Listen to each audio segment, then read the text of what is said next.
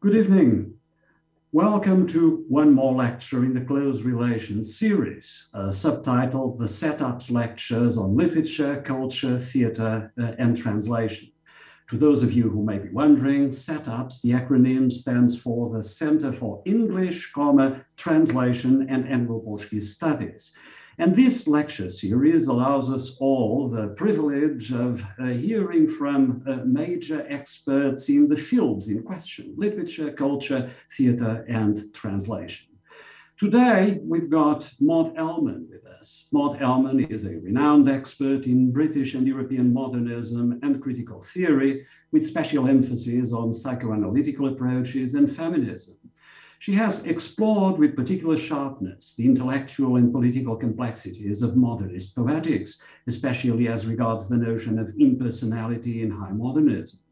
In some of Maud's more recent work, this emphasis has given way to a focus on the dissolution of the self in modernist fiction, teasing out the psychological implications of certain bodily and somatic tropes, such as scars or wounds or various forms of hurt and physical infringement. This has affinities with another distinct and yet related strand in her critical trajectory, which involves imprisonment and self-starvation, and the rapport of these experiences with writing in the case of authors about whom she notes in her own description of her interests, and I quote, "The less they eat, the more they write." The books that have emerged from this trajectory include The Poetics of Impersonality, that first came out in 1987, The Hunger, Artist, Starving, Writing and Imprisonment, 1993, and The Nets of Modernism, Henry James, Virginia Woolf, James Joyce, and Sigmund Freud. This one came out, if I'm not getting this wrong, in 2010. Besides other outputs in the form of articles and edited volumes, Maud Ellmann has been working towards a monograph on Sylvia Townsend Warner, and developing a project that broadly addresses psychoanalysis and fiction in World War II Britain and France. Maud's lecture today is entitled Borderation, Fictions of the Northern Irish Border. Maud, it's a great privilege to have you with us. The floor is yours. Well, thank you very much, Rui, for that generous introduction and for inviting me to this event. It's an honor and a pleasure to be speaking to you today. I'm going to share my screen now. I'll just get started. Absolutely, thank you. Just to begin with a word of explanation about my title. As you can see in the quotations at the bottom of the screen, in Finnegan's Wake, James Joyce coins the portmanteau word borderation, which combines border with botheration to hint that borders bring forth botheration and territorial strife.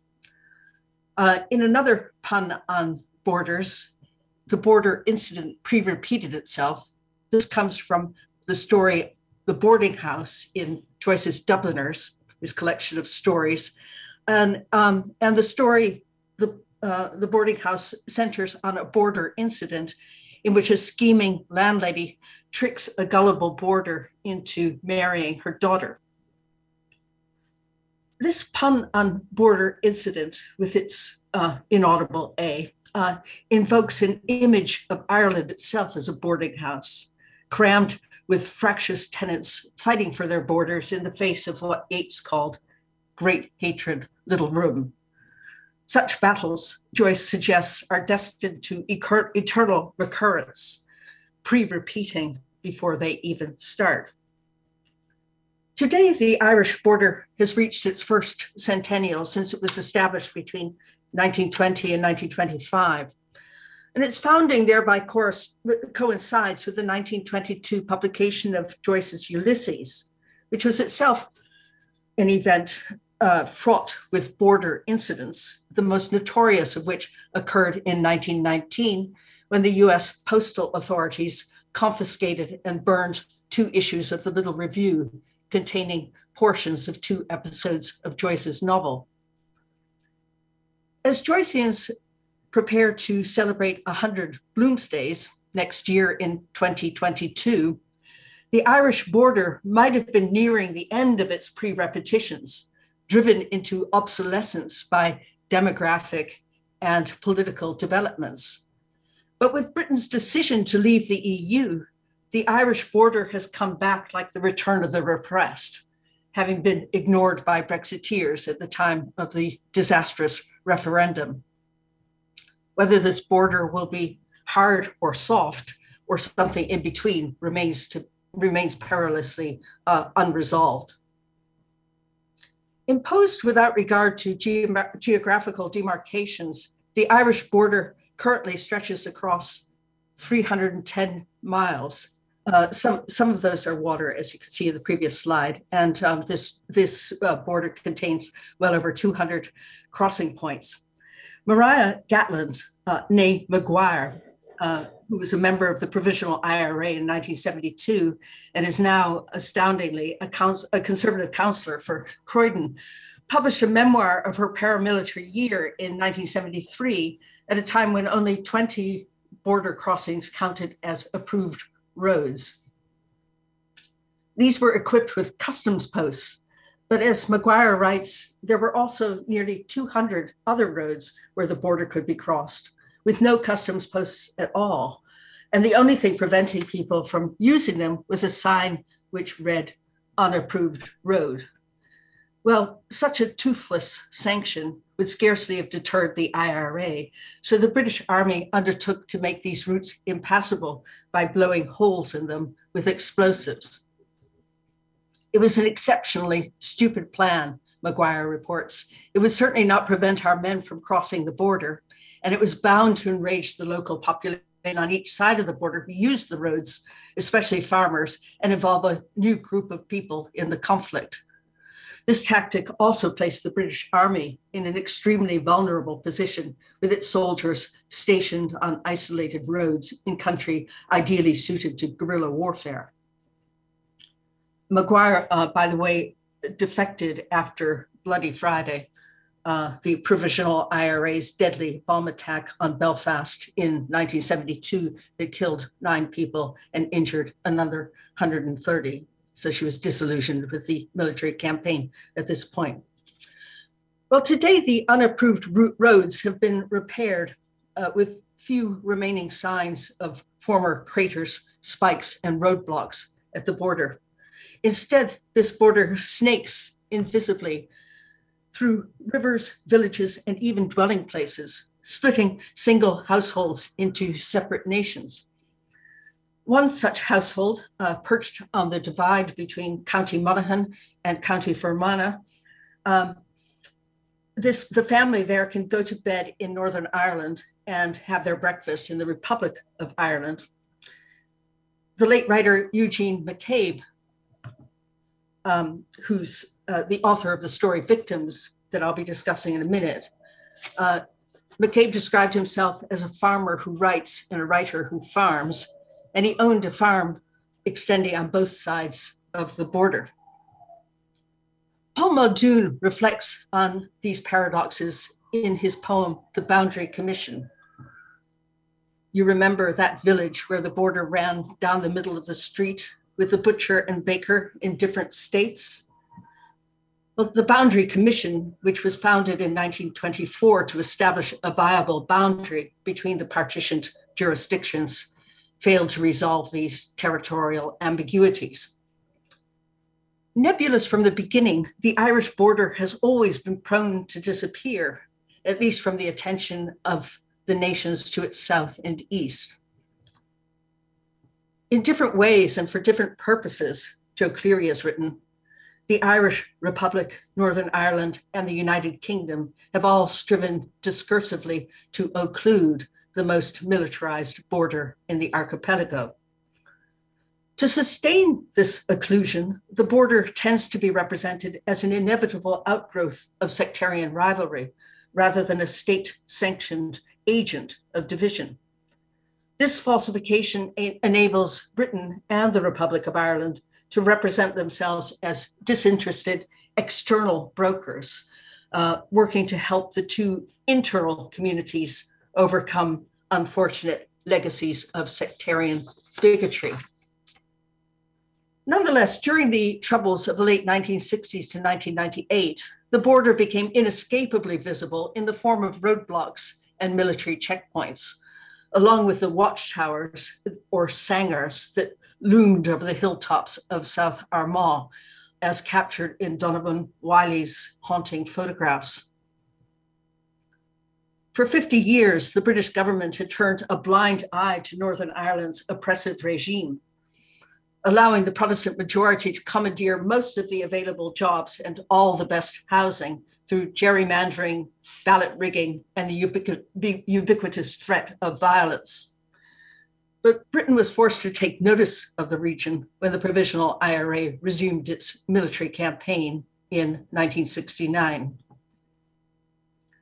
At this point, a different kind of darkness descended on the embattled province, in which the British media, instead of exposing the injustices that fueled the conflict, stood behind the British Army, ignoring its collusion with unionist paramilitaries, and attributed the disturbances to atavistic tribal animosities, naked sectarian hatred of the traditional Irish kind, according to the right-wing Daily Telegraph. The border's most recent disappearing trick occurred as a consequence of the Good Friday Agreement of 1998, when the military installations were dismantled, along with customs checkpoints. After 30 years of bloodshed, the violence, apart from some deadly outbursts, began to taper off. As the border's visibility waned, though, so did the world's attention to Northern Ireland, which once again receded into darkness. Today, the British media have largely reverted to the habit of ignoring the North, which has remained a deeply fractured society where religious ghettos persist behind so-called peace walls. Schooling is separated by religion, and passionate disputes over language rights, same-sex marriage, and abortion are unresolved. Rather than vanishing altogether, the border has effectively metastasized, producing extensive fault lines that threaten to shatter the precarious armistice. With the advent of Brexit, that absolutely disastrous and tragic mistake, according to the novelist Anna Burns, who I'll be talking about in a minute, those fault lines are liable to unleash tectonic forces, undermining the foundations of the peace. Largely invisible in politics, the Irish border has also been occluded in literature and other cultural forms, where it tends to feature obliquely, if at all. While the Troubles have brought forth a vigorous creative response, especially after the peace process allayed immediate dangers to life and limb, most of the writing to emerge from the struggle has centered on the turbulent cities of the North, Belfast and Derry. In Lionel Shriver's irritating Belfast novel, Ordinary Decent Criminals, I find it irritating anyway, the author quips, history was Ulster's last viable export. But it's an export produced largely in the cities, whereas the border that divides the rural counties, with few notable exceptions, rarely surfaces in novels or short stories. In this paper, I address some of those exceptions by examining two borderland thrillers, Eugene McCabe's Victims, 1976, which is set in County Fermanagh, and Benedict Kiley's Proxopera, which is set near Kiley's birthplace in Omagh, County Tyrone.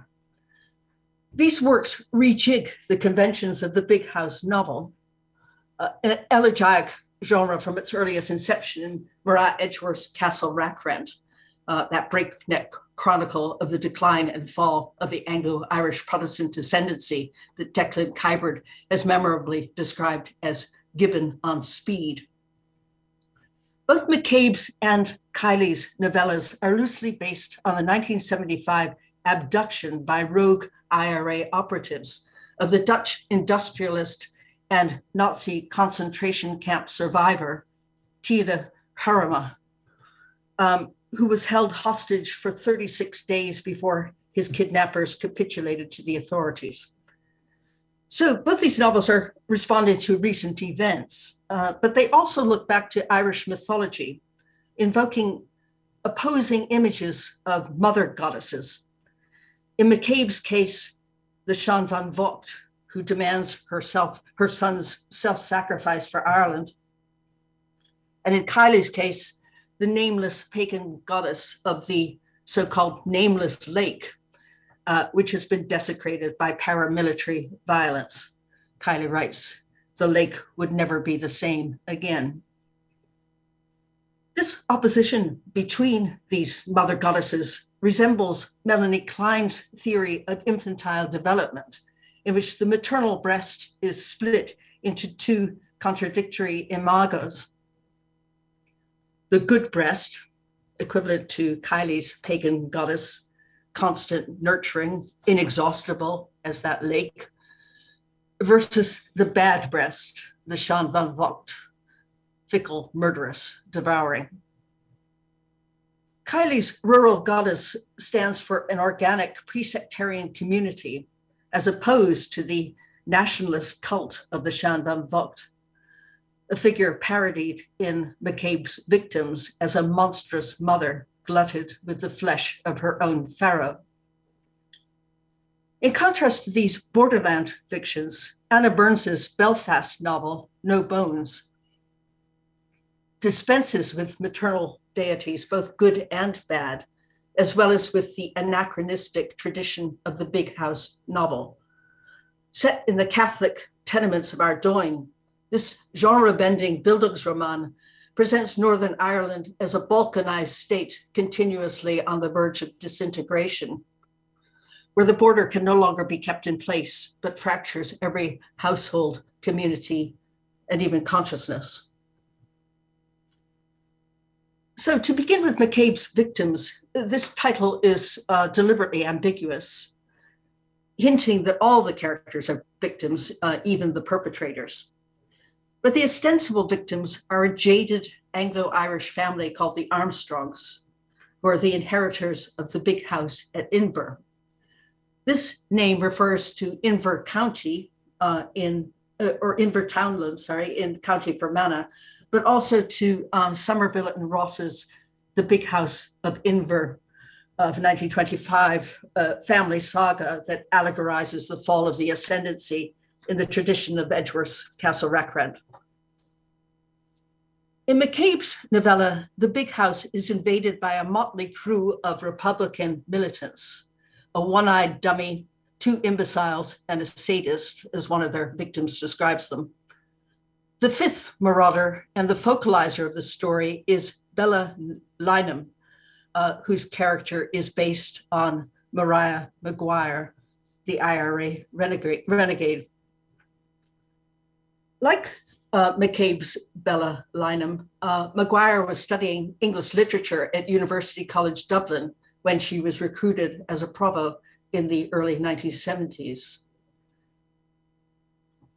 McCabe's Bella Lynam, like Maguire, is disillusioned with the IRA's military campaign, but she's been dragooned into this raid by Martin Leonard, the one-eyed leader of the cadre, who's acting under orders from Lynam's married lover, Burke, who's the absent mastermind behind the operation.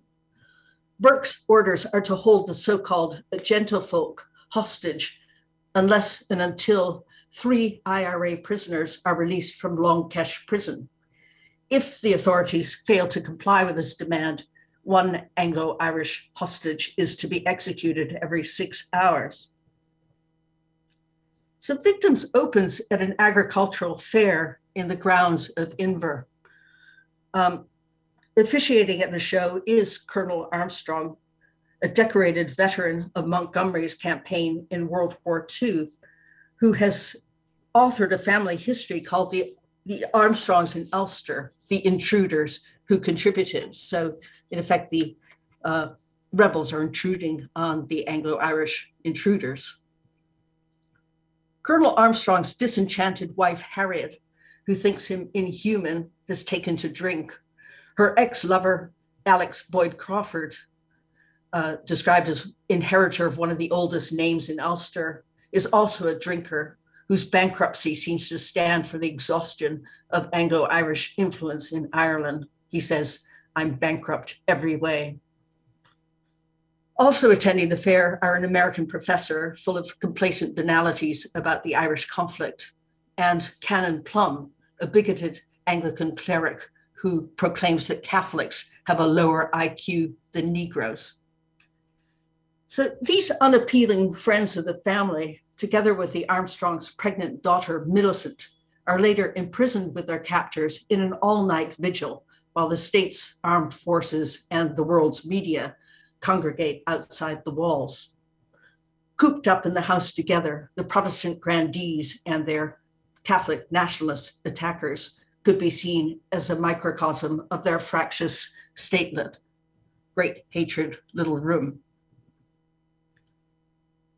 In the hours before the raid, Leonard drives Lynham to a nearby house to pick up the brothers McAleer, two look-alike bomb makers named Pascal and Pacelli after former popes, together with Jack Gallagher, a psychopath with a castration complex who bears the surname of Herrima's kidnapper, Eddie Gallagher. The McAleer twins, nicknamed Tick and Tock because of their obsession with clockwork and time bombs, invite Lynham to meet their obese, bedridden mother, a grotesque blancmange of Catholic and nationalist piety. Decorating her fetid bedroom are portraits of a frail Madonna and of Patrick Pearse, his head in a halo of flames with his poem, The Mother, printed underneath. This is a lament in which a mother grieves that she must sacrifice her sons while taking comfort in the fact that they were faithful and they fought. Thus, Pearse's filicidal mother, like Mrs. McAleer herself, harks back to the legend of the Sean van Vocht, that mythical embodiment of Ireland condemned by Joyce's Stephen Dedalus as an old sow that eats her farrow. Once the militants invade the house, the narrative holds its readers hostage by shutting out the external world and zooming in on the imprisoned occupants. The standoff ends when the authorities offer to release 3 prisoners from Longkesh in exchange for arresting 3 of the raiders. Faced with this ultimatum, Leonard decides to sacrifice Bella Lynham along with Tick and Tock on the grounds that he, Leonard, and Gallagher have more to offer to the military campaign than an ambivalent young woman and 2 nerdy mechanics. A flashback reveals that the absent Burke is furious with Bella Lynham for aborting their unborn child and has therefore assigned her to this suicidal mission in revenge.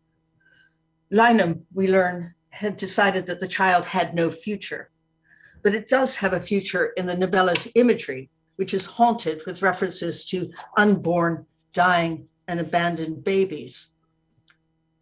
The Lynham is treated sympathetically by McCabe and granted an interiority denied to her male confederates. Her abortion links her metaphorically to the Sean van Vocht and her avatar, the McAleese's paralytic mother, whose immobility seems only to enhance her insidious power. The story hints that the militants, for all their swaggering machismo, are puppets manipulated by an offstage female force, comparable to Lady Macbeth, the classic infanticidal mother. The men may seem to call the shots here, but the power of life and death belongs to the old sow who eats her farrow. Victims of their own hauteur and isolation, as well as of ennui, which Elizabeth Bowen described as that threat to life in Ireland, ennui. The Armstrongs ultimately fall victim to the violent avengers of the dispossessed. Easily invaded and commandeered, their big house makes a flimsy border, but a stifling trap.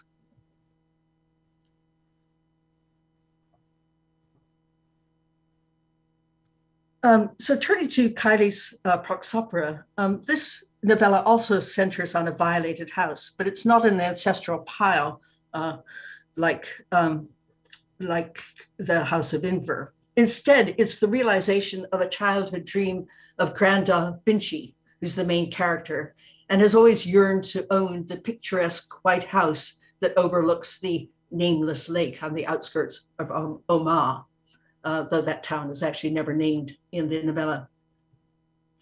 A cultivated former school teacher, Vinci is a middle-class Catholic widower, formerly married to a Protestant. So by implication, he belongs to a post-feudal, post-sectarian dispensation, a dispensation jeopardized by the resurgence of tribal animosities during the Troubles. In Prox Opera, as in Victims, the Vinci's family is held hostage in his home by IRA militants. But in Kylie's novella, 3 masked gunmen force old man Vinci to drive a proxy bomb into the nearby town where he was born and raised, and threaten to kill his family if he disobeys their orders. During an all-night vigil, the gunmen hold the Vinci family hostage while they wait for the bomb, disguised in a creamery can, to be delivered with the milk in the early morning. A bad breast indeed. When it arrives, Vinci embarks on his mission of murder and destruction, ferrying the bomb, which he describes as delicate as a virgin, across the perilous obstructions in the road. At the last moment, though, Vinci defies his tormentor's orders and diverts the car into a bog, escaping just before the bomb explodes harmlessly with a muffled boom in a pillar of cloud. Convalescing from this traumatic episode, Vinci finds out that his family has survived, though his son was shot in the kneecaps by the raiders before they had fled. 2 of the attackers have been blown up by their own bomb, but not before setting fire to Vinci's beloved White House. We never learn what happened to the 3rd assailant.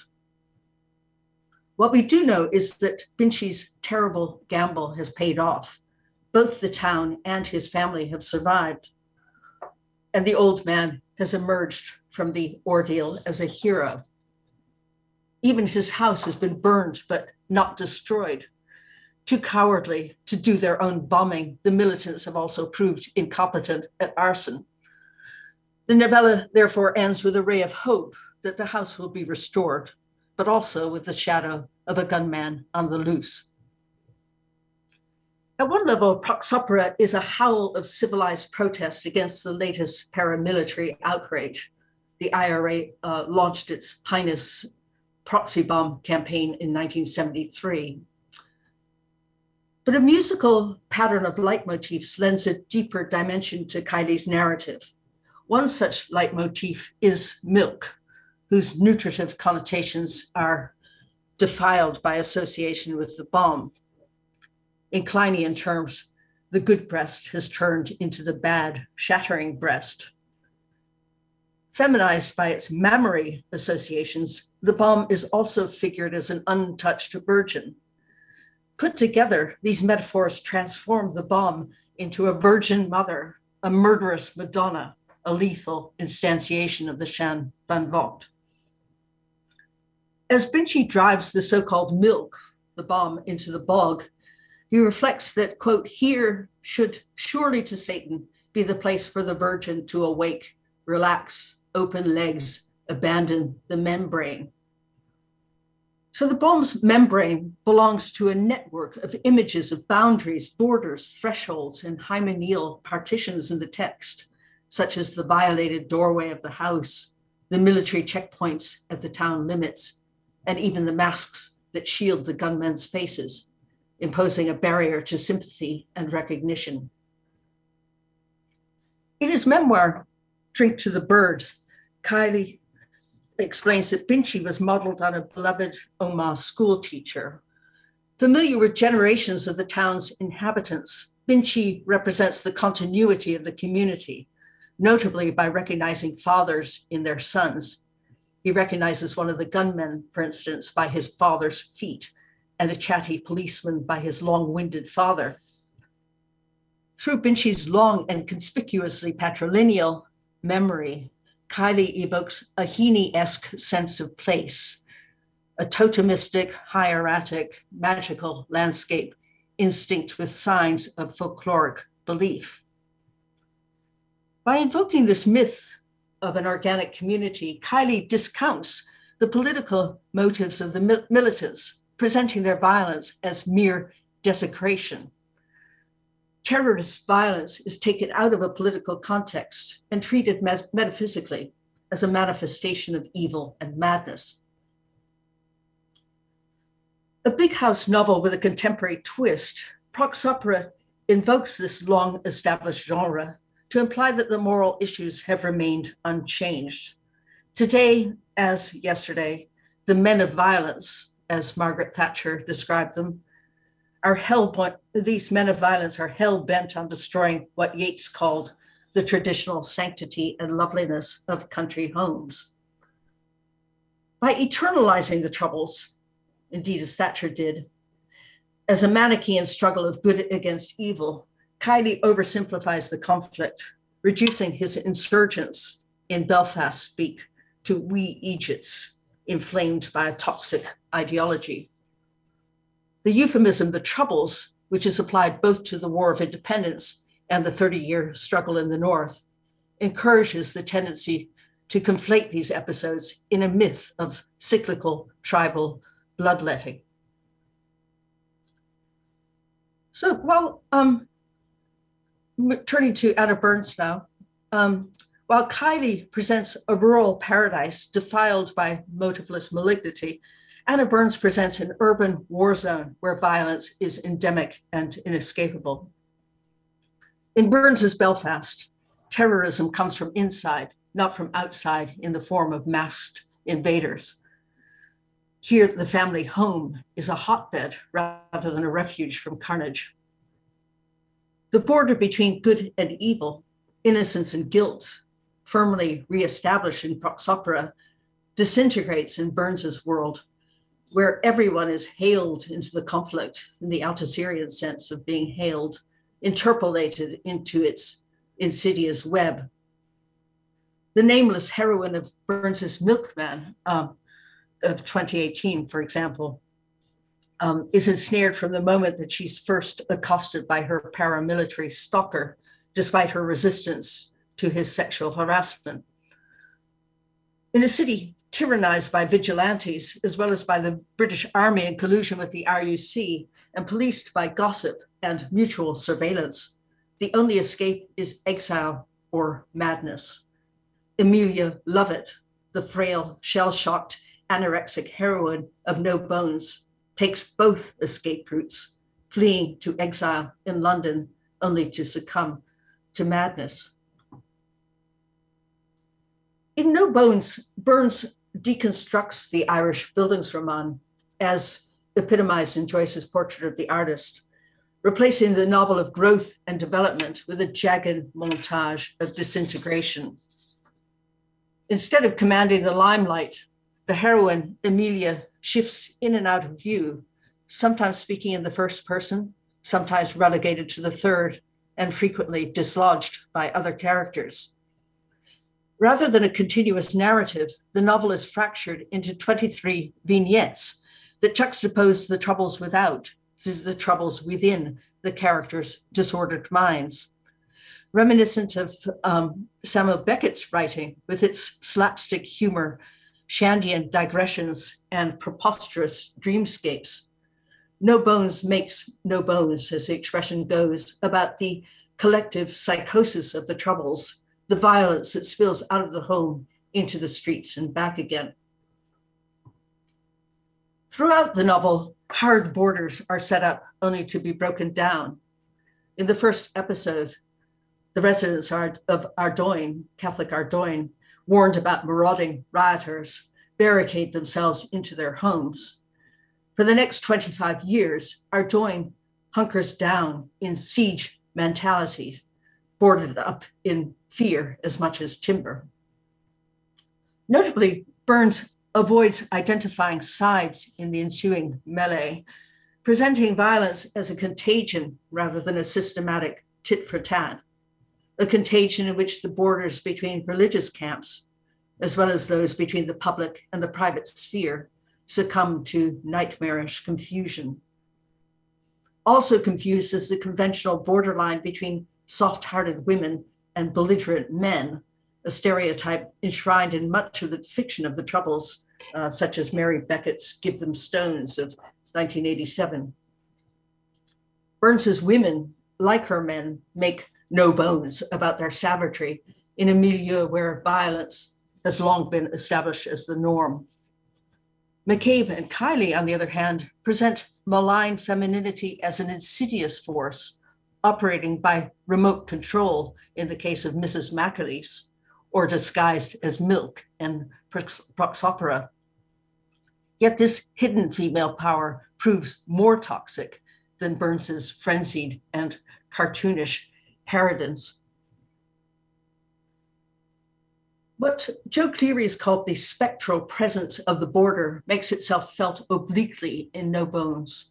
It surfaces, for instance, in the term borderline insanity, as well as in persistent images of thresholds, edges, precipices, walls, and barricades. These images come together in the final chapter, where Amelia, who's visiting from London in 1994, invites her Belfast friends to join her on a day out. These friends are so accustomed to what amounts to lockdown that they balk at the idea of breaking out of their cocoons. Finally, agreeing to the outing, they drive through several borders, crossing the city limits and eventually the Irish coastline, where they board a boat to the island of Rathlin. Sad, often massacred little Rathlin, infamous for its bloodbaths of the 16th and 17th centuries that foreshadow the current carnage of the mainland. Here, these citified intruders are greeted with suspicion by the xenophobic islanders, who freeze them out, much as the islanded communities of Protestant Shankill and Catholic Ardoyne ostracize each other in Belfast. Snubbed when they ask for food and shelter, the day trippers instinctively make their way to the Cliff of the Screaming. Though none of them knows about this name, nor do they know that on this cliff, as on every cliff in Rathlin, at some time or other in its history, people had been butchered and murdered and then thrown over it. Having lived on edge and on edges since their childhood, these edgy friends find themselves drawn to this blood-stained cliff edge. There was something familiar about sitting nervy on the edge of such a borderline. They had felt the cliff's pull and had gravitated naturally towards it.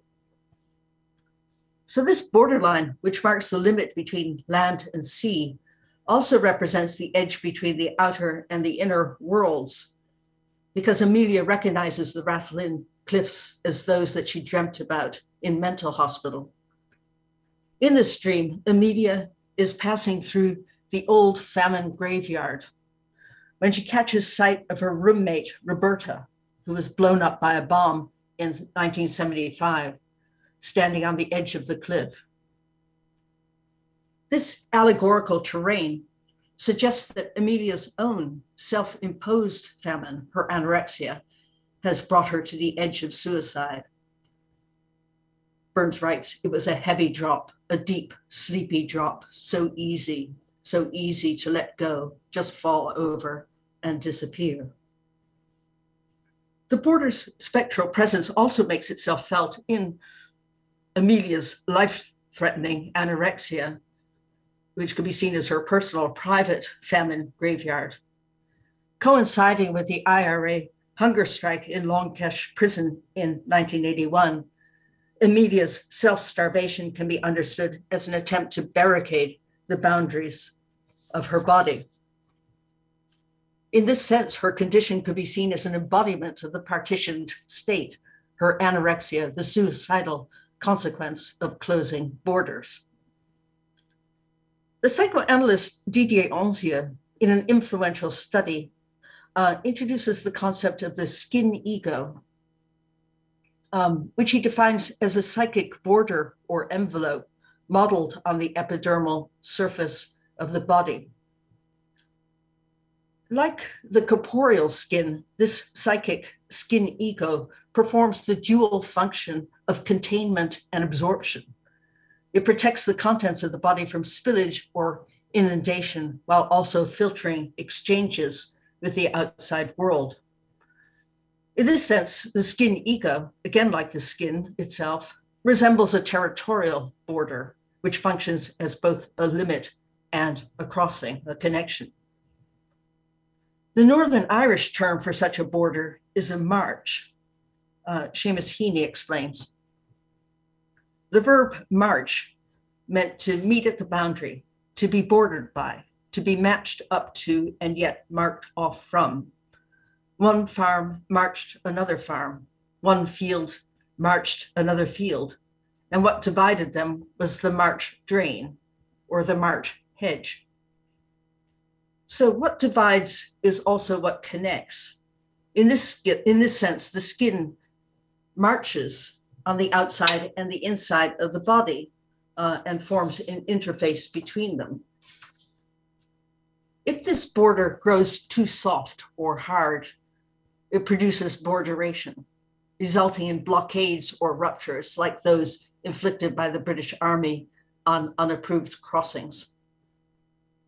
Ancia explains that the skin ego's border can become too rigid, stifling the ego and blocking out the vitalizing influence of the environment.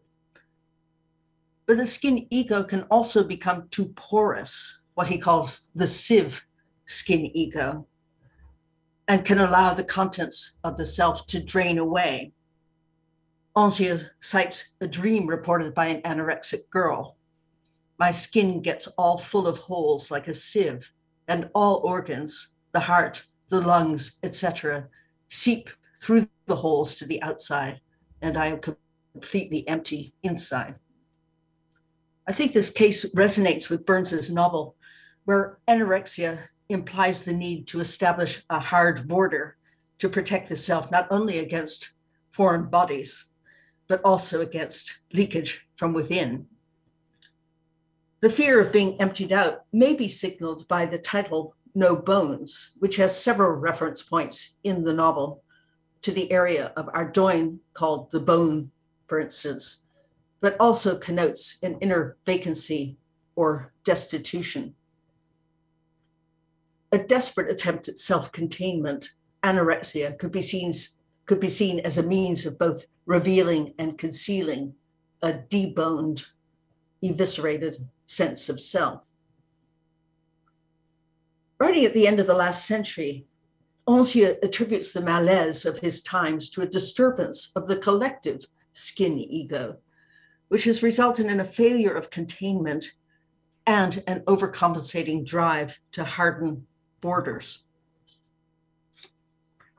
If I were to sum up the situation of the West, perhaps of all humanity at the end of the 20th century, I would emphasize the need to set limits to demographic expansion, to the arms race, to nuclear explosions, to the speeding up of history, to economic growth, to insatiable consumption.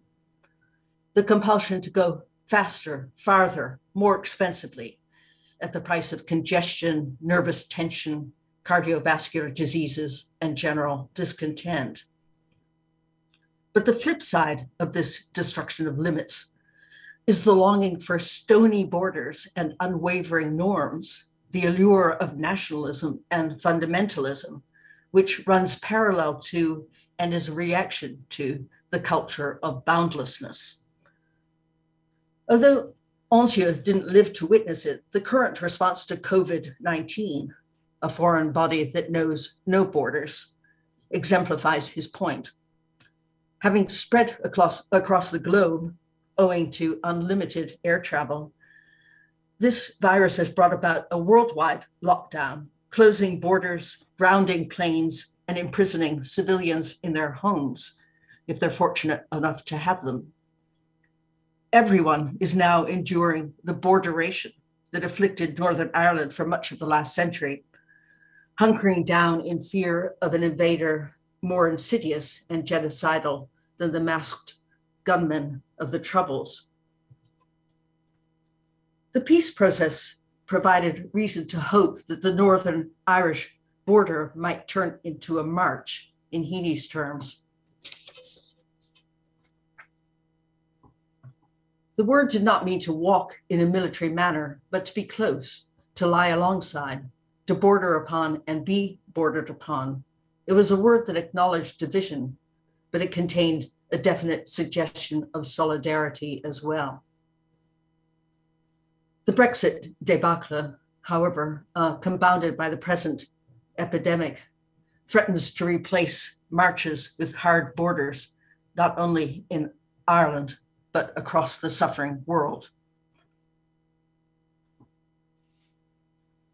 So on that rather grim note, I'll end, and happy to answer any questions. Thank you very much, Maud, for such a stimulating talk that I'm sure will indeed prompt questions. It will prompt, well, a few from me, but I won't want to monopolize the discussion. And let me remind our audience that you can post your questions on the chat line in YouTube, and I'll do my best to bring them to Maud's attention.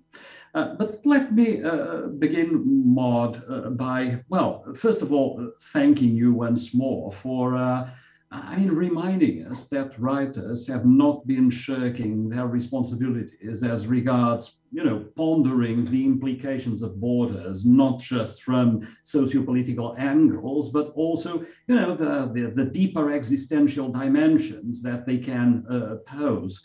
At a certain moment, you were citing Paul Muldoon's The Boundary Commission. That reminded me that Muldoon also has a later poem called Unapproved Road. And that poem, Unapproved Road, sort of places the Northern Irish, the Irish border issues against broader contexts. It brings up the adversities faced by communities of migrants and refugees in other scenarios, in other geopolitical contexts. Is this something that you see also emerging, explicitly or implicitly, in some of the fictions you were considering? That is, this willingness to ponder parallels, what can be sometimes enlightening parallels? Yes, well, that's an interesting question, because in a way, these particular fictions set during the Troubles are remarkably claustrophobic, and really attend very little to geopolitics outside of Ireland. I think there's a whole new genre of fiction emerging in Ireland, which is to do with Irish immigration, not emigration, which was, of course, a long tradition, but the immigration of refugees and migrants to Ireland, which happened during the Celtic Tiger, during the economic boom. And kind of collapsed rather after that. But it's interesting that these particular fictions are seem to be so completely entrapped in the Irish situation that it's almost as if the rest of the world and its problems disappear. Mm-hmm. So you see them a lot more centripetal than otherwise. You were, not just in your title, but at several points in the course of your lecture, harking back to, well, the modernist legacy, and to Joyce. You also cited Beckett at a certain point. Would you see that legacy, at least from that particular angle of opening up or not to a more, cosmopolitan approach, or cosmopolitan, existential attitude? Would you see it somehow discontinued, or if continued, then by what sort of means in these more recent fictions that you were pondering? Yeah, both Kiley and McCabe are, very familiar and knowing about modernism, and there are, I think, indirect allusions, particularly to Joyce, in both of their works. But I think in these particular works, they look more to the Anglo-Irish tradition of the big house novel, and although they in some ways subvert that tradition, they're still reacting against it. I mean, it's surprising how long that tradition has lasted, and I think it's still got mileage in it. But I think they're more in the tradition of Elizabeth Bowen, really, than James Joyce. Of course, Elizabeth Bowen herself is very, I think, is influenced, or at least in many ways comparable to Beckett in her in many of her attitudes and indeed her methods. So I think I think the real exception is Anna Burns, who clearly does emerge out of a modernist tradition, though she's quite idiosyncratic. And I wouldn't want to attribute all of her innovations to Joyce or Beckett, because she's got innovations of her own. But nonetheless, I can see her more as emerging out of that tradition than the big house tradition. And also at several points in your lecture, well, especially at the beginning and at the end, you were very rightly reminding us of the rather dismal political framework in which the border issue has been considered recently, especially, in the wake of Brexit, and a certain abdication of responsibility that we sadly find, on the political scene from that angle. Of course, you are personally and academically based in America, and in a framework in which, at times, a heightened awareness of things Irish has marked the political and socio-political scene. How have things looked from that side of the Atlantic and from an area, such as the one in which, as I was saying, you are personally and academically based? These woes that follow Brexit and that can so seriously impact on Ireland because of the border. Can you comment on how that has been primarily been perceived, and whether Irish America is indeed showing an awareness of these concerns, maybe even responding imaginatively to it? Well, that's a good question. I don't think I can answer it authoritatively, but Irish America helped to keep the conflict going during the Troubles by financing the IRA, and I think everyone has breathed a sigh of relief that the conflict is finally over. But the fact that it's beginning to erupt again as a consequence of Brexit, I think, must be distressing to everyone. Mm-hmm. There have already been outbreaks of violence, and the EU was actually a way of it's sort of partly that it diffuses the nationalist impulse and also diffuses the British-Irish conflict, made it seem superannuated in some ways. But I kind of, like Anna Burns, I kind of dread to think what's going to happen next. Mm-hmm. Some among our audience have been posting their appreciation for the lecture, but so far not exactly questions. But let me encourage everyone to still do so, or if not in the framework of this session, I'm sure that if you send any questions to me, I can then relay them to Maud, who may be willing to respond to some of them. But I've got a question from Danielle Floquet. Let me read it. On the other side of the Irish border, Edna O'Brien also wrote a novel about the Troubles, The House of Splendid Isolation, 1996, also subverting the big house theme. And the question is, so what do you, Professor Ellmann, think about the fact that novelists of both sides of the border have used similar approaches to write about the conflict? Can you comment on this or respond to this question, Maud? Yeah, well, that's interesting. I mean, being on either side of the border, I think one of the things I wanted to emphasize in the talk is how incredibly flimsy and precarious that border is.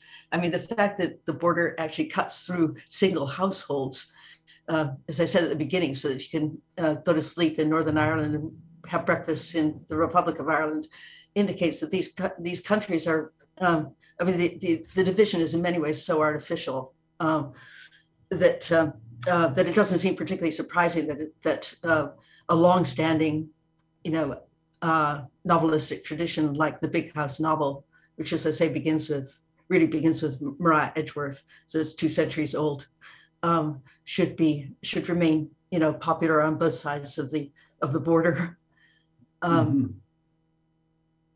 Yeah, well, thanks, Maud.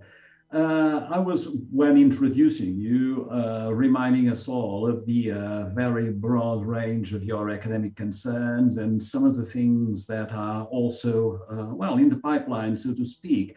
Can you give us a hint of something that you may be working on and that you may feel especially, I don't know, passionately about? If we academics may be described as passionate about our work, I hope we may. Anything that we may be looking forward to as regards your coming work? Well, my most recent publication was a co-edited edition of a collection of essays on Irish modernism. It's the Edinburgh Companion to Irish Modernism. And we've taken some liberties with the term modernism. For one thing, we've extended the timeline from the late 19th century to the present. There is, for instance, an essay by Sean White on Anna Burns's recent novels. And we've also redefined modernism as resistance to orthodoxy. So the book is kind of divided into 5 different heresies: heresies of time and space, aesthetic heresies, gender heresies. Let's see if I can remember the others. Heresies of nationalism, and finally critical heresies, which are the innovative modes of criticism that have been that have emerged in Irish studies. So anyway, so I recommend it. I co-edited it with Sean White and Vicky Mahaffey. Well, thank you. That's something that certainly we'll be giving our attention to. Maud, once again, very warm thanks for this fine contribution that you've given to our Close Relations series. Let me remind our audience that there's a 4th lecture coming up, initially scheduled for the 2nd December. It has recently been rescheduled for the 3rd December, a Friday like today. And on the 3rd December, we'll have, again at 6 in the evening, Roy Foster addresses on partitioned identities. I'll be looking forward to seeing as many of you as possible also in that framework. And for now, for today, let's again thank Maud for so generously having contributed to our series. Maud, all the best. Warmest wishes from this side of the Atlantic. Thank you.